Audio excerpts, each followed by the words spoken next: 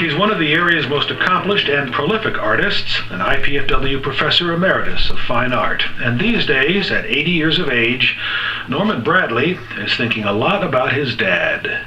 I am proud of him and glad that he made it through those years. What Norman Bradley's father, Gordon Bradley, made it through was World War I, doing the most dangerous job you could have in the Great War, flying biplanes over enemy territory. After they buried so many of their buddies, they knew how dangerous it was, but they were there and they had their orders, and what else do you do? Lieutenant Gordon Bradley flew for the Royal Canadian Air Force, flew Spads and Sopwith Camels over France and Germany and North Africa, when the average life expectancy of a pilot was 6 weeks.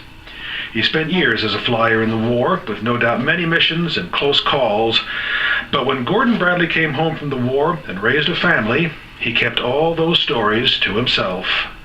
So I just think of so many things I would like to have known and asked him, and it didn't occur to us back then.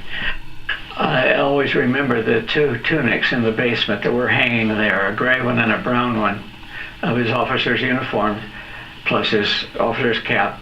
Gordon Bradley shared one story with his son about one oppressively boring day stationed in the Libyan desert, when he and some pilot friends commandeered a bomber and flew to Cairo, Egypt to buy a case of whiskey.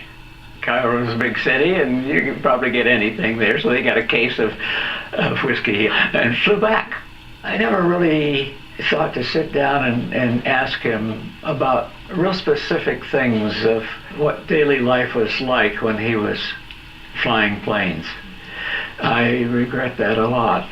Norman Bradley inherited much from his father, a love of faraway places and exotic cultures, but there's much he'll never know. Stories long forgotten that could have survived with the asking of a question or two. Questions that are now too late for the asking.